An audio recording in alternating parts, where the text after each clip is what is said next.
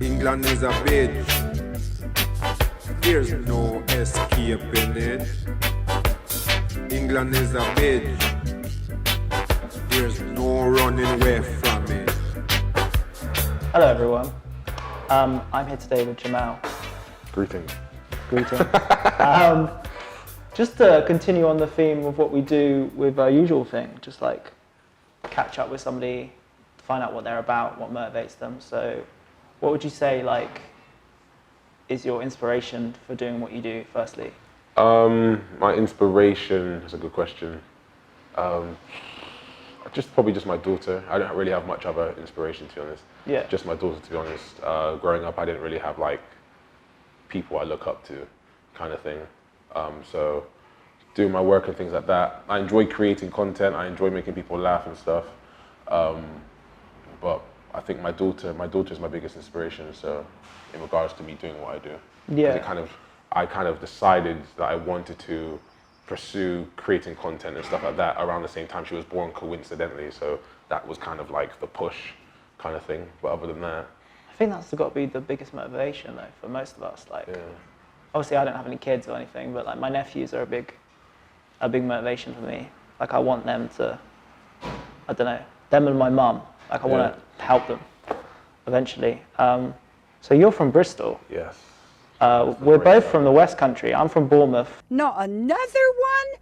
Oh, for God's sake, I can't stand this. Which is not as far west as Jemel.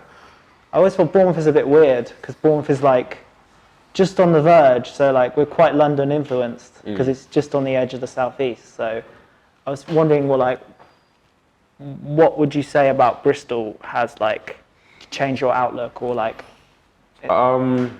Bristol and London are very different. Like, there are similarities, but I think that just goes across the board, across the UK, in regards to, I don't know, like inner city culture. But Bristol's very laid back and very chilled. Yeah. London's very rush. You know, everything's very fast paced in London. People are non-stop, and you know, there's a London arrogance. You know, you can find that when you go on the bus or when you're on the underground. You know what I'm saying? Yeah. People are, you know, tunnel vision. People are always going somewhere. Yeah. Whereas in Bristol, it's kind of like, I'm going to the shop, but I'll get there when I get there, you know? Like, yeah, it's a lot more chill. Yeah, it's a lot more chill. People are a lot more friendly. It's a very different vibe. It's a very different vibe to London. And you can tell that as soon as you're there. It's just, yeah, it's a different place. Do you think like that's hard to deal with sometimes as someone that's not from London? As in the London kind of rush? The London like rush and the ecosystem of London kind of thing. The way London operates. I can understand it for some people, or it can be quite intimidating. For me, it just feels normal. Like, yeah. I think because of how I am and how I function, me being in London makes sense to me, and it kind of just fits. Whereas in Bristol, I'm kind of like, I'm like, you know, trying to speed things up. It's like you're trying to move a wheel that's only set at a particular type of speed. In London, the pace is kind of moving you. Yeah, exactly. Whereas I Bristol, feel like you have to make more of an effort if you're outside of London. Yeah, because everything's here, isn't it? So you know, it's the centre. Exactly, it's the centre of everything, really. Yeah, I know. I have friends that live in Bristol that travel up to London, you know, for different things here and there, and you know, they like coming here but then leaving because it's all quite overwhelming for them, kind of thing. So it varies for them, but yeah, it kind of depends on who you are. A lot of people have said to me like, "Oh, why do you live in London when you don't do like a big like flashy job or whatever?" And I say like, "Because I like it here, man. Yeah. Like, I'm so in touch with the culture. I feel like just musically and everything. I feel more at home here than I even do in my hometown, which is a bit weird for me. I guess one issue with London, I would say, is like it's not like a diss to Londoners. It's just like when you're not from London, you kind of feel like sometimes you're not visible. Yeah. If you know what I mean. They make sure I've come across, they make sure to let you know that we know you're not from here. Yeah. There's always like you have to play. You have to respect. Yeah, there's a slight disconnect, but it's kind of like you kind of have to earn the respect. Oh, you've come. It's like people that travel to LA for the American dream or travel to New York kind of thing. It's like, you know, oh, you've all come here to chase this thing, or because you've heard of this, you know, fairy tale kind of thing. So you have to kind of you know, cities are like that. Yeah. I went to New York one time, and that's like London on steroids. Yeah, trust. Scary. Whole different place. London people sometimes, I'm not going into this because I don't feel like I'm dissing people, but London people sometimes, it's like they kind of view like the rest of England like it's like a farm. Yeah, it's like with some Americans where they believe that just America's the world and everything else outside of America is just like it's just like third world. Yeah. Like what you have? Oh my gosh. You have built houses in the UK, like you have cars that run without horses. You know, that kind of thing. Some people are crazy. I had an American customer once at work, and he said, "Do you take dollars?" And I was like, "Well, no, like obviously not." And he was like, "What is this, a third world country?" I was like, "Bruv, like I'm going to take dollars now." Yeah, but I don't know.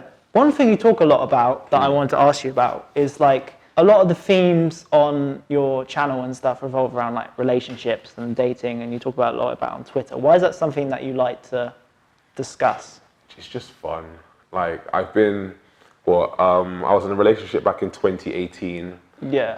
That was like what 6-7 months, and then before that I was single for like 5 years, and like it's just fun stuff to talk about. There's no like hidden.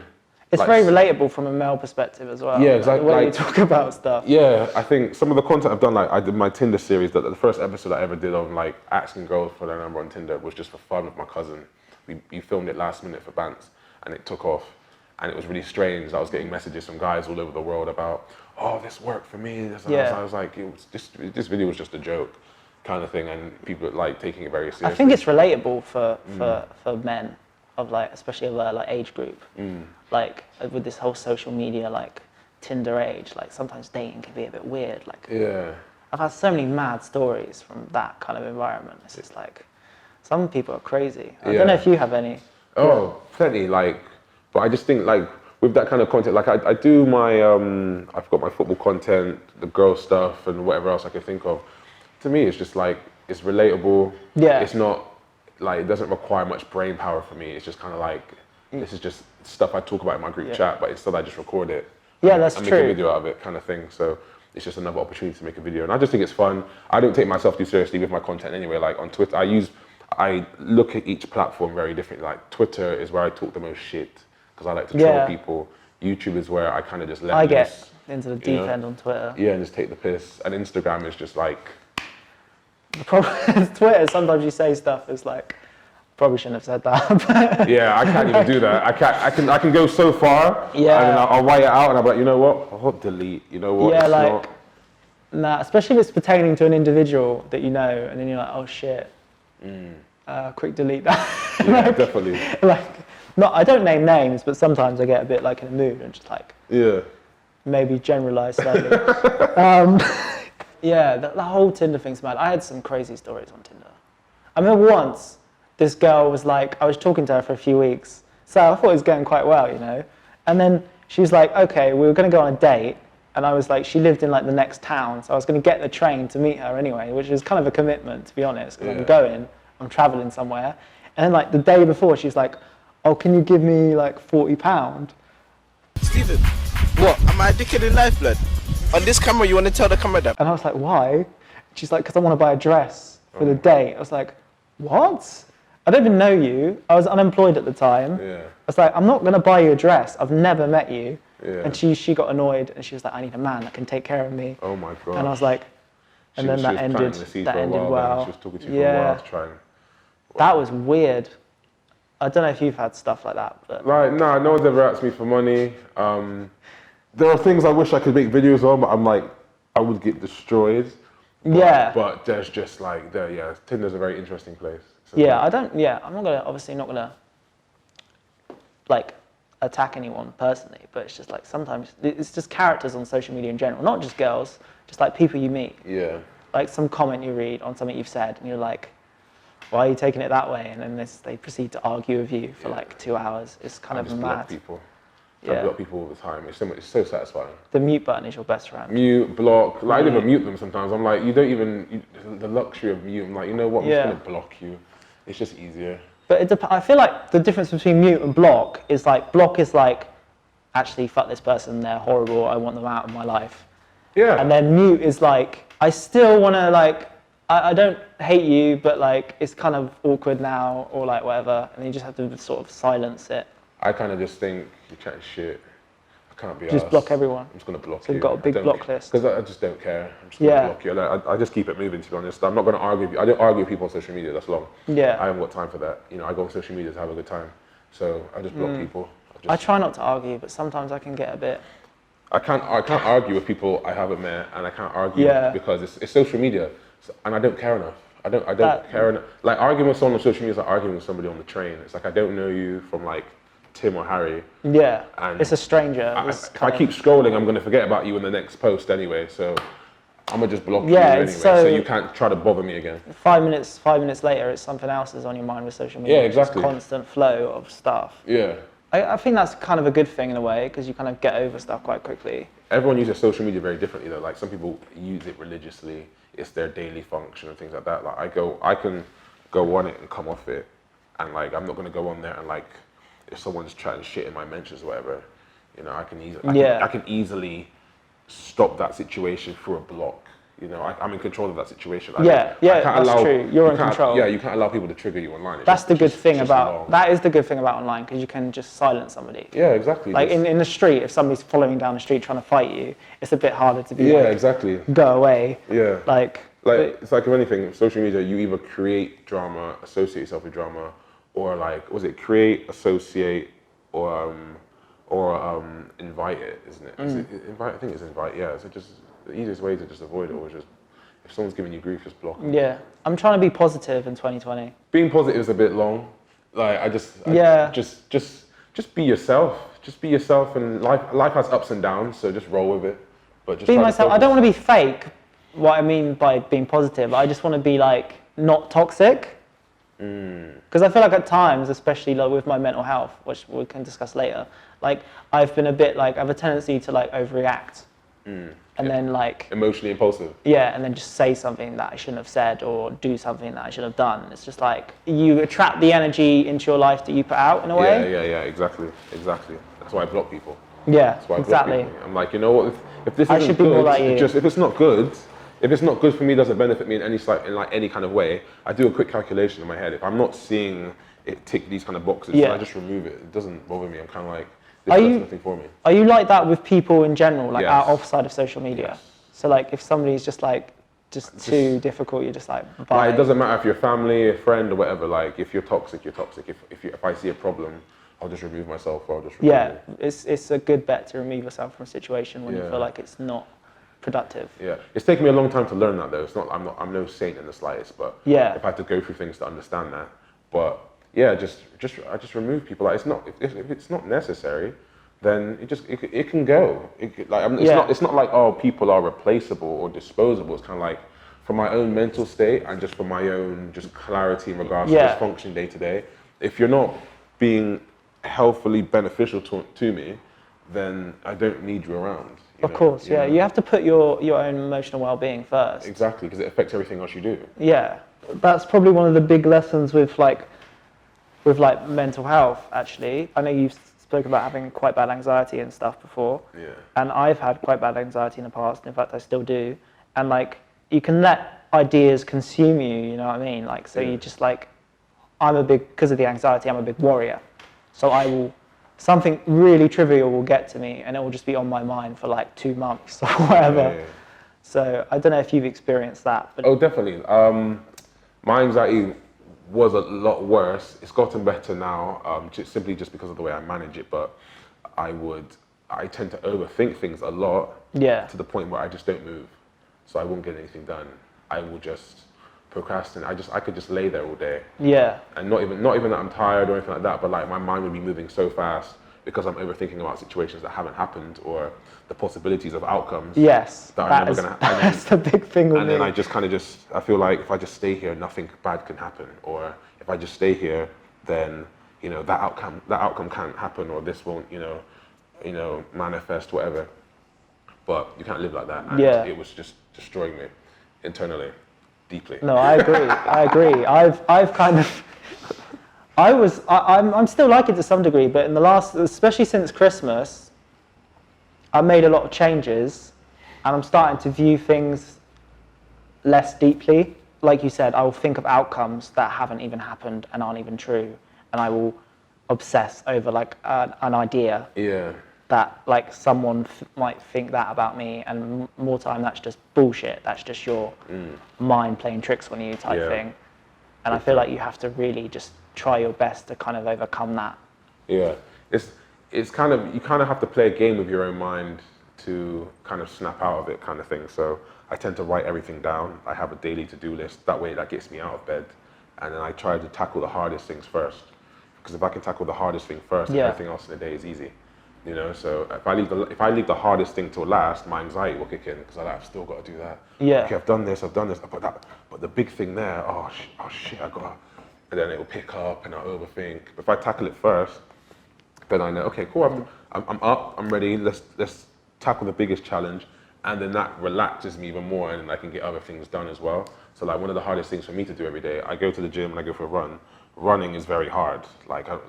I love running, but running when it's cold outside, it's early morning, it's dark, you know, like putting one leg in front of the other and doing like sprints or whatever, long distance running is jarring. But that's prioritizing something positive. Yeah, of course, but then it's like getting yourself to move. Like in your head, sometimes with your anxiety in your head, you've already done the thing, but in reality, you're still in that same place. So it's like, okay, cool. In my mind, I can see myself going for the run. In my mind, I can see myself editing this video.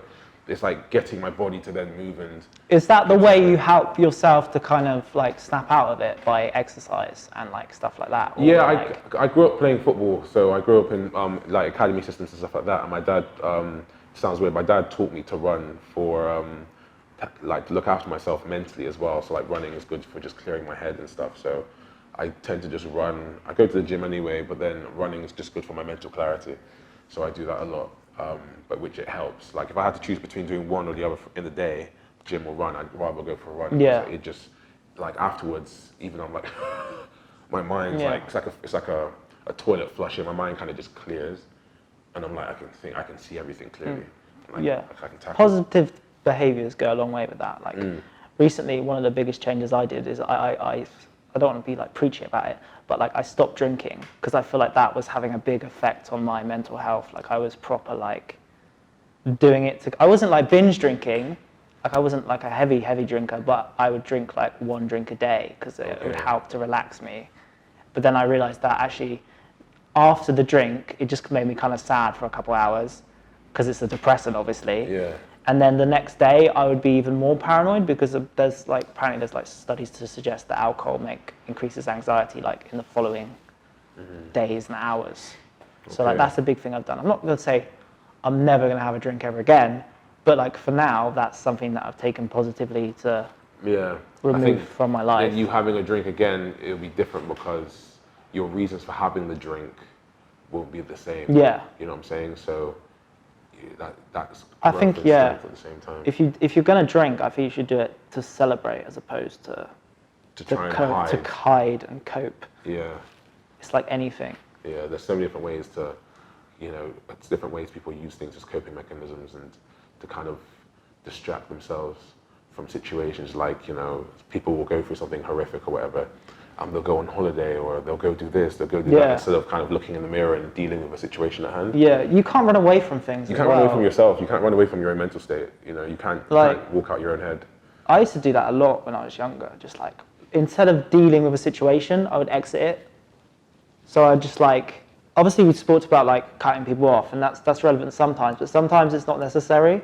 So like if it's something you've done wrong, let's say, and then because of your guilt, you cut a person out. That's not really fair. Yeah, that's different. Yeah, I don't do that. Yeah. That's different, yeah. You have to take responsibility for yourself at times. I mean, you can't blame the world for your problems always. You have to, like, try. Because for a long time, I wasn't trying. I was just, like, working kind of shit jobs and just, like, living, surviving. And then recently, since I moved, I made the first push I made was to move to London. Just off my back, just move. And I started working in retail. I still work there. I work in a shop. It's not exactly fun, but it's a job. Yeah. And it keeps me going and it helps me to fund this. It's just like trying to get motivation to do stuff, I guess. Yeah. I think what motivates me to get things done is I don't like to kind of just settle for anything. I'm kind of like, I know I'm capable of more. One way or another, I need to prove to myself that I'm capable of more. You know, I can see something, I could do that, or how far can I push this?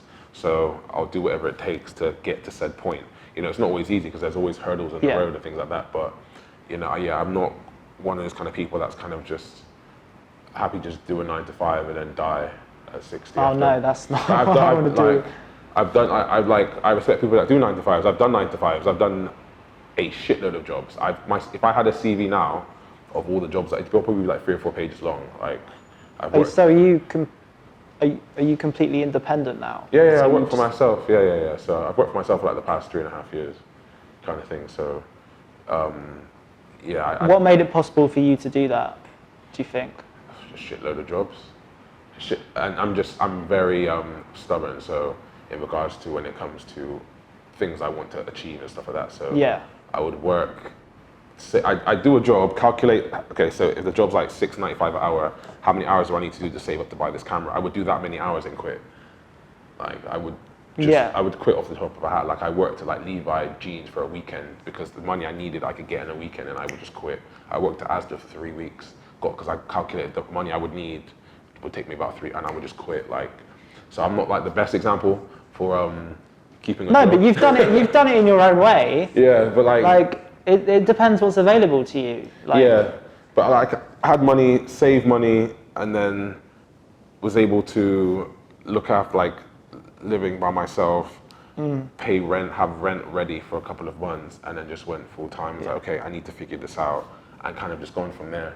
But the key is you're trying. Yeah, like every day, like I'm still on the come up of everything I want to do. I'm nowhere near anything I want to achieve yet. Like, you know what I'm saying? But in other people's eyes, I've done this, I've done that, which I've done quite a few things, but like I'm not done, you know, and there's still more to prove to myself. No one is where they want to be. You know? Even the most successful people, they always have a goal, and that's where they continue to be successful. Yeah, exactly. Like, there's always more to learn, there's always more to gain, and I think there are always checkpoints. Like, once upon a time, where I am now was where I wanted to be X, Y, and Z ago. But now I'm there, I'm kind of like, okay, what's next? So I have to ask myself that question, create a plan, and then take it there. Yeah, it's just about trying. You just got to take the leap. Yeah, that's what JOF stands for. That's what my brand is. So, like, you know, you have to jump and take a risk or fail by not trying. So you have to keep going regardless, you know. I always think to myself, a year from now, would I be happy? Would I be thanking past Jemel for whatever he's done, or would I be hating myself? And I'd be like, I'd much rather try, so I can look back and just say, like, well done, instead of looking back and going. Yeah, at least if you failed, you learn. Exactly. Like, you learn from failure. Like, every time I have a setback, it's like, it's shit for like a couple of weeks or whatever, and I'm down. But it's like, you can't respond to that by being like miserable. Yeah, exactly. It just gives you another reason to bounce back. Yeah. You know, like, every situation you can build on, and you can improve. Build on, learn something new from. So that's why you have to start. That's why people always message me about, oh, I'm going to start a YouTube channel.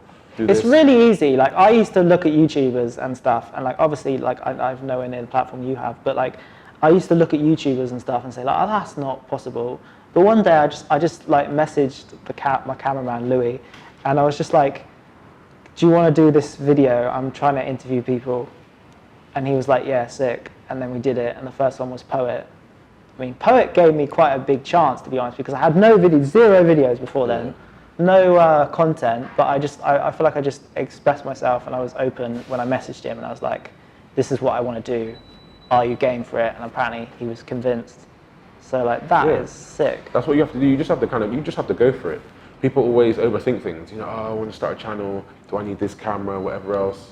Like, just use what you have. I'm very good at just being resourceful with the things I have. Like, my setup has been built over time, and you know, you just use a phone or use this, and when you edit it all together, people will never know the difference anyway. But you know, everything, people only see the end of it. You know, like the setup here, people won't see the setup here. Yeah. But you know, you be as resourceful as you can, and it's still going to come out top quality. Yeah. We're doing our best. Exactly. You do your best, and as long as the content's good anyway, people don't care about it. Yeah, if people like the content, they'll watch it. Exactly. You know, like when I first started my interviews in public with drunk people, I had a Rode mic, I had that one, with a very long extension cable, and me and my cameraman could never be any more than like 2 meters apart. Otherwise, you'd walk through the cable. And only 2 years ago did I buy a wireless mic. So up until that time. But that's a good concept, though. You know what I'm saying? So like, you kind of just make do with what you have. And the video quality wasn't the best. The sound wasn't great, but people enjoyed the content, so they came back for it, kind of thing. And as time goes on, you better it, but you have to start. That's a really good concept, because it's like kind of shooting fish in a barrel. Because it's like drunk people have such an energy to them that it's just like the content is always going to be funny, regardless. It depends, because it depends on how you come across to them, because they're already intoxicated, and if you're a dick, they're more likely to be aggressive. That's the problem. Yeah. Luckily for me, I'm fortunate enough where I'm good at talking to people. I'm very good at empathizing, and I can adapt to different people. So being outside talking to drunk people and stuff was easy for me, because it's just, I don't know why it just is. So I was able to kind of just interact with them, and it was just genuine. A lot of people have messaged me asking me if it was all staged or that. I'm thinking they're drunk, mate. Like, that's not easy to stage. It's a cold Saturday night in Bristol, mate. It's not staged. I'd rather be at home. You don't want to be out in winter. Yeah, exactly. So, but yeah, fundamentally, if you want to do anything, just start. You know, people always waiting for this, or I don't think I'll make it. Well, you're not going to make it if you're complaining about it and talking about it. Just try. I feel like a lot of people do stuff they don't want to do as well, because they feel pressured to. Yeah. So like with like uni and stuff, like I have a lot of friends that do stuff that I just feel like they don't really enjoy, but they just do it because they feel like safety net. Their parents are like not pressurizing them, but their parents want them to be successful in something academic or whatever. You have to do things for yourself. Yeah. I mean, and it's like with the trying thing, the worst thing someone can say to you is no, which isn't really a big deal. Like, we fear no, but no is like an everyday reality. Yeah, because people say no to us in many different ways as we move along through life anyway. You have to deal with some kind of rejection, otherwise you won't build from it. Yeah, no one successful would ever made it if someone else didn't say no to them. Like Steve Jobs wouldn't be where he is if someone didn't say no to him. Yeah. If someone kept saying yes to him, he wouldn't be where he was. And all this kind of jazz. Literally everyone I know has some kind of failure. Like I've known people who've like barely had money for food and stuff at points. I mean, like obviously that's not an ideal situation. Nobody wants that to happen. But sometimes struggle feeds your character in a way and makes you... Humbles you. It can humble some of us. It can do the complete opposite to others. And yeah, I feel like it's very important to just keep trying, as we said. I want to end with something less serious because I feel like it's good. That's a good channel. We start off with something less serious and then we end with it. So like, back to the dating thing. Yes. What would you say that you have a type and are types important? I think everyone has a type. People that say they don't have a type are lying, because if you didn't have a type, you'd be attracted to everyone. Yeah. So everyone has a preference, you know. You could walk down the street and you might walk down the street minding your own business and you see a girl across the road and you go, that's a bit of me. I don't know what it is about her, but that's your flavour. That fits into my category of attractiveness, you know. Or you might meet someone and look at them and go, I can see that you're attractive, but I'm not attracted to you. But I can see why my friends think you're hot, but I'm not attracted to you. You know what I'm saying? There's some people that are like beautiful as well. Yeah, and you can clearly see it, but you kind of like. But you're not I'm not like sexually attracted to you or like romantically attracted to you. Like a girl could be like a catwalk model and you think like, wow, like your face is amazing, but like I wouldn't want to like be with you. Yeah, exactly. Thing. You ever get those things with your friends where all your friends are raging at this? Oh, this girl's so hot, and you're like, yeah, she's nice. And they're like, and you're like, they're like, what? You said you wouldn't? It's like, nah, but like, I can see she's hot, but like that's not my cup of tea. But I agree. Exactly. You know what I'm saying? But it's probably people nowadays. I used to say I didn't have a type, and then I came to London. I realised it's not really true. It's like, I don't know, like because obviously all women are great. Let's play devil's advocate there. But like, just play it safe right there. Just be across the board. Just we love you all. I don't want to offend anyone. You're all amazing. We love you all, but we love you. Now he's gonna dig himself a hole. Go for it. Most women are great, but like I've realised since I've been in London, because I feel like the main reason why this started, because I read like articles and stuff where it says like your sexuality is formed during puberty and the kind of women you're around. Interesting. This is a theory. I don't know if it's true. And like when I was a young sort of teenager, my family, we were living in Cyprus. Okay. So like the Mediterranean look kind of does a lot for me. That's your thing? Yeah. Yeah, look a bit of a tan, dark hair. Yeah. Okay. Sounds like going so That's far. very sweet. But no, not well. But it's calm. Yeah. Because like, obviously you don't want to base everything off what somebody looks like. But at the same time, I mean, you gotta like what you're looking at before you can like of course, tap into the personality. There has to be that level of attraction. Of course. Like the other day, I think I said this to you on Twitter. You were saying that like redheads are hot. Yeah, is that your thing, or is that just like a? Nah, like thing I've always said, like recently? if I was to put like when I'm breaking it down through ethnicities, yeah. If I'm looking at white girls, yeah, redheads are the top tier. Redheads are top tier. Then it's brunettes. Then it's blonde. The cameraman's nodding. Yeah. His girlfriend's a redhead. Yeah, definitely. That's what I'm saying. Like, through like, I break it down like ethnicity-wise. Like, oh, white girl, what kind of like? When it comes to white girls, do you like? Are you more? Yeah. People always look at me and go, oh, do you like blondes? I'm like, no, redheads. No. Redheads and brunettes. Redheads and brunettes. And then blondes. Blondes are cool. I love twisted. brunettes. You know what I'm saying? Brunettes. are Amazing. Just, you know what I'm saying? The darker hair and like the red. I don't know. Red hair is just fierce. It's just fierce. Like when you come across a beautiful redhead, yeah. They've got the beautiful face and then the hair, you're just like, Jesus. God was like, you know what? Let me just fuck up your life. Let me just, boom! Exceptions. Yeah. Amazing. Just redheads are beautiful, yeah, of course. Yeah. But then that's my view when it comes to like, if someone talks to me about, oh, like when it comes to white girls, blah, blah, blah. When it comes to black girls and other girls, I'm like, okay, I have categories in my head, it's weird. Yeah, I don't know why.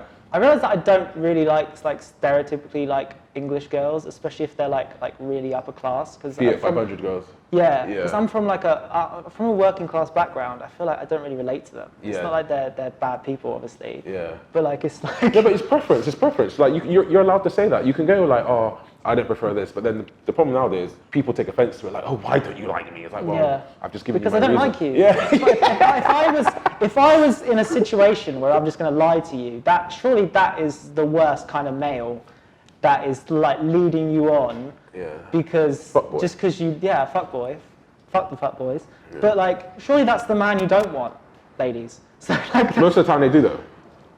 Like it's interesting. It's an interesting one. Yeah, but if I don't like you, why would you think that it's a viable relationship? Like no, because we live in a time now, yeah, where Instagram Explore page has made every girl look the same. Girls look on Instagram Explore page and see, oh, so that's what guys are liking.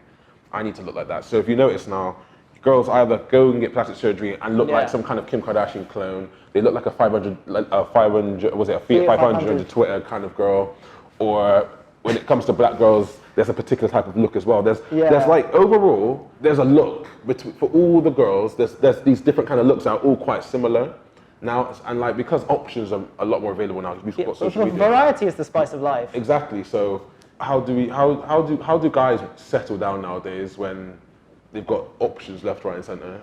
And how do? But that social media can be like a trap. I feel like it kind of indoctrinates you.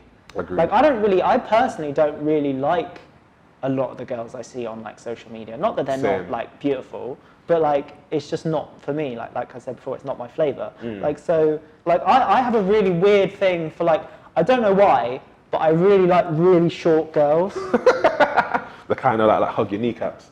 Yeah, not that short, not like a dwarf, but like I think the shortest girl I ever went out with was like 4'7" or something. That's a legalized midget. You realise that, yeah? She could get a badge. She wasn't a midget. She could get a badge. She could get disabled parking in Tesco. She might see this. I don't know, like. she could get disabled parking in Tesco. If you're an adult and you're below, what was it 4'10", you could get a badge. Maybe she does have a badge. Maybe she but does she have definitely a badge. wasn't an actual like somebody who's classed as a little person. Did she run and jump to give you a hug? It's kind of awkward because I'm not sure. But she made you feel 6'5", isn't it? Yeah. Like I'm like 5'11". Yeah. So I'm not like short, but at the same time, like I'm not like massive. Is that why you like short girls then? Because you're not in the 6 foot bracket. It makes you feel like you are. A lot of girls like guys that are like over 6 foot, and it's like. It's strange. I understand if you're like fairly tall, but like if you're like tiny, like how does that work?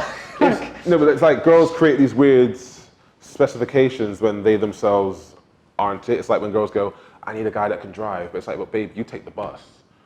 So why do you require this when you can't even require it? Like, you can't obtain it yourself. Yeah. So it's an interesting I had one that was mad once. I was speaking to, this is another girl story. I was speaking to this other girl, right? And we were talking for a while, like the girl I spoke to you about before. So one day she was like, what's your star sign? Oh, God. And I was like, I'm Cancer. And she's like, oh, I'm sorry, we're not compatible. We can't talk anymore. Should have just thrown It's like, it that is some propaganda. Like, star signs can be funny or good laugh, but like, if you take it that seriously, you're so picky. Yeah. You're never going to be happy if you're like that with every person. My boy Visionary, he says that he likes star signs, but then I agree with his point where you can just get along with anyone. It doesn't matter about your star sign. Like, there might be some truth There's some truth in it. In the astrology, but at the end of the day, we're people, so I'm pretty sure if we can have a conversation, we can find... Yeah, we're all human. You know what I'm saying? We're all human, we can get along, but I've come across girls like that in the past. Yeah, I feel like star signs can stereotype you as well, like, because as a Cancer, one of the faults of Cancers is we're supposed to be like a pushover, like people can just like take the piss, but that's not what I'm putting across. I don't feel like that's like what I want from life. I don't feel like that's my fate. So I don't want to be pigeonholed in that way. Yeah, it's astrology, like, I've had girls like I've been talking to like for like a couple of days. In the morning, they'll just send me like an astrology reading. I'm like, is that one of the other, like, you know, where you said about petty things that put you off? Yeah, honestly, like some girls.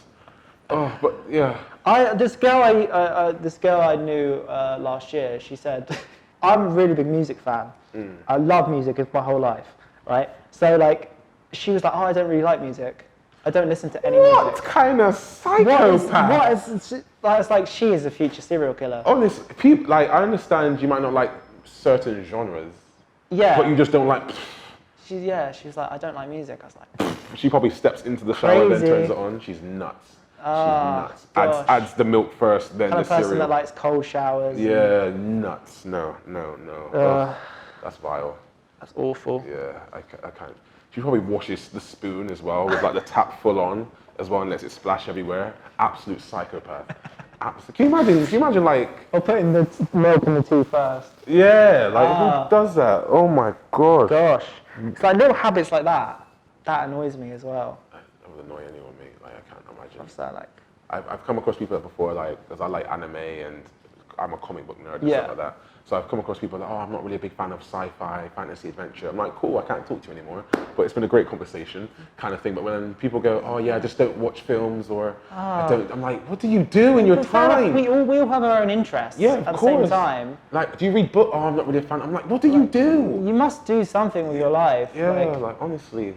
Like, I'm like that with certain things that are popular, like Friends, the TV show. I like Friends, but I'm not an expert on Friends. Like some people are obsessed with Friends. Yes. I was doing an internship in central London at a company that will remain unnamed, and they were talking to me, just the people in the office, and they're like, so do you like Friends? It's like, I don't really watch Friends. And they freaked out. They're like, oh my God, you've never seen Friends, what is wrong with you? Yeah. And I was just like, it's not that deep. Is it that deep?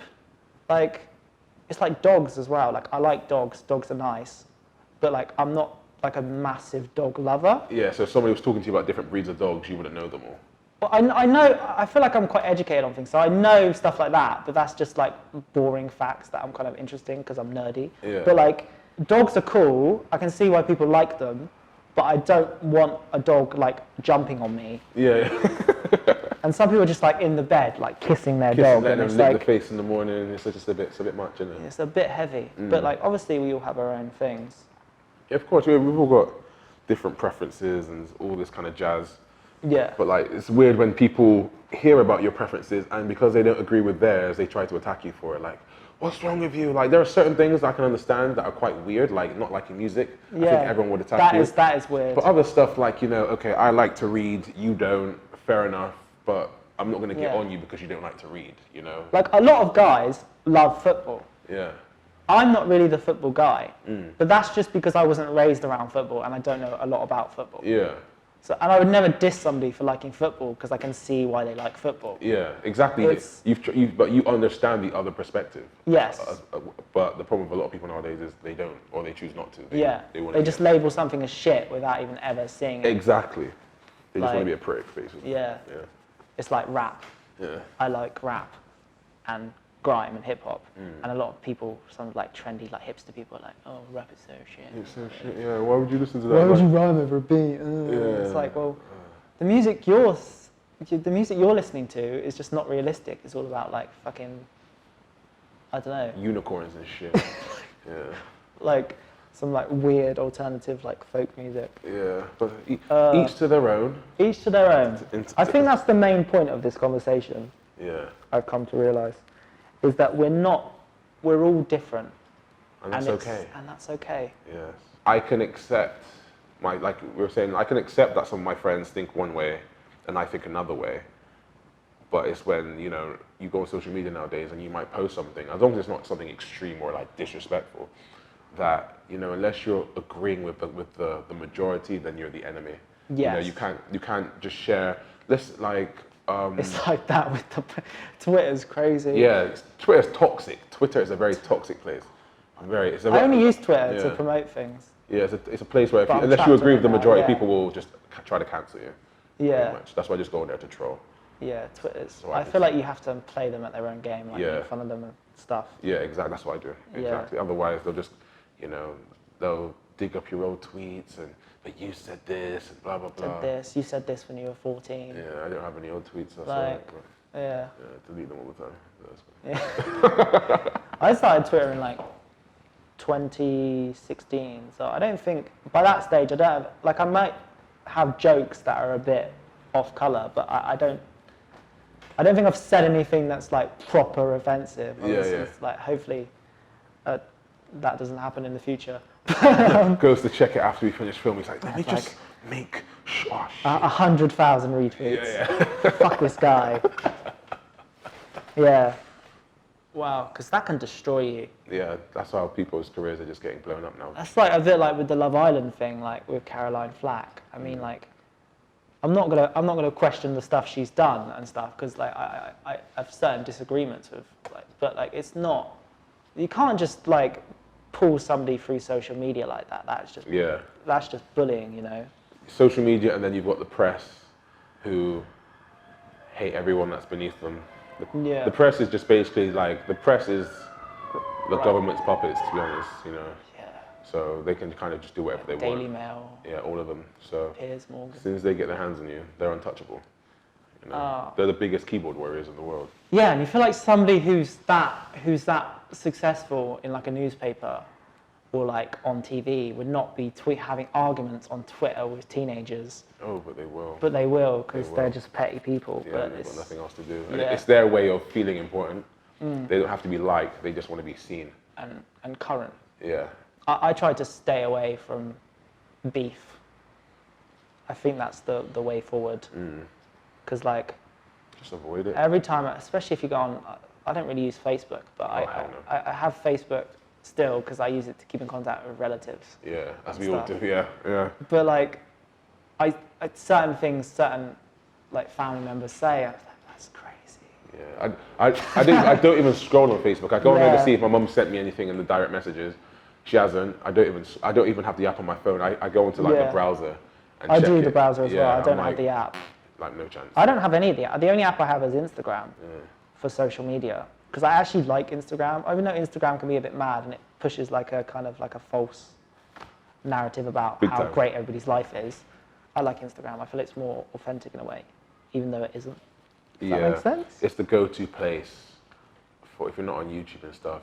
It's where the world goes to check up on everyone else in the world and kind of just be nosy. It's the nosiest app, I think.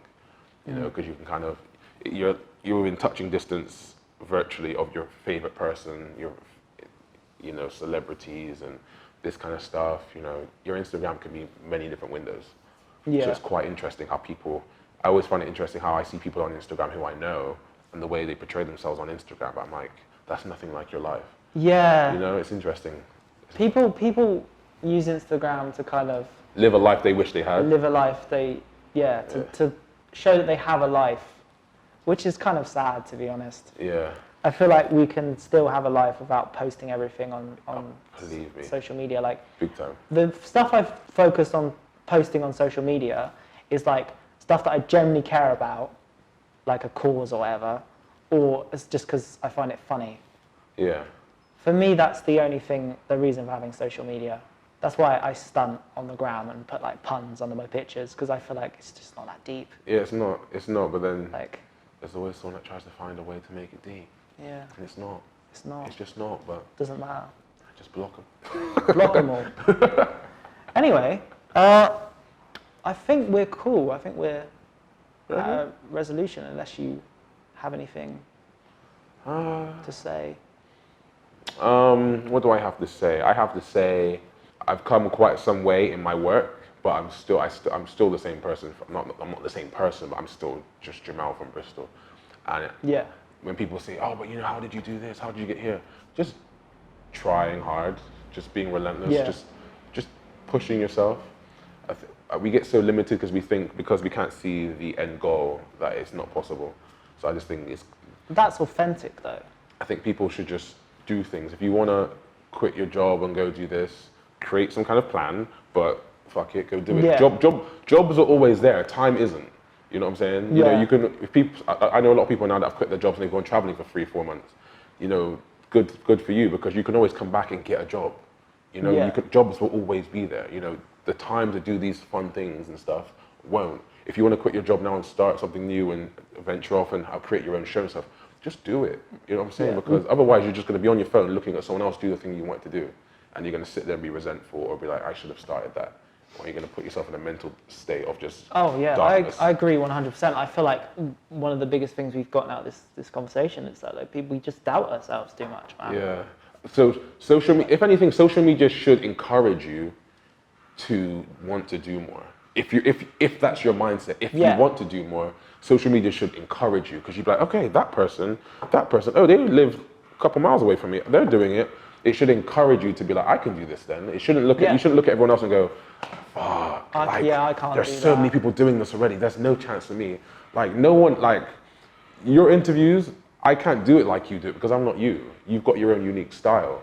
So therefore, why won't your show work? It will work, you know. It just depends on how much you want to put into it. So just because you've got 20, you know what I'm saying? We all have a concept and we have a natural energy that we've got to keep going. Yeah. So like with this, I don't really have like a massive goal with this. Yeah, I just do it because I enjoy it and I'm being me. Like I feel like if I was to force, like, because I'm quite like a reserved person and like I'm a bit slow because I'm like quite severely dyspraxic and dyslexic. So, but like this is just the way I can do it. Yeah, and it works. And it works for me. So find your angle and just focus on it. Exactly. Don't overthink it. Just go for it. And as you're on that journey, you will learn new things. But you won't learn anything if you stay still. Just do it. No. Just do it. Like just Nike. do it. But no, that we're not endorsing Nike here. We're not. Pay us. Doing like I love Nike though. Yeah. Get me some Nikes, please. Send them to. Just inbox me. Yeah. Just send me some trainers. Jemel as well. We need. Please. Can never have size enough 12. trainers. Thank you. Anyway, great to talk to you, bro. Pleasure. It's been Thank you, man. sick.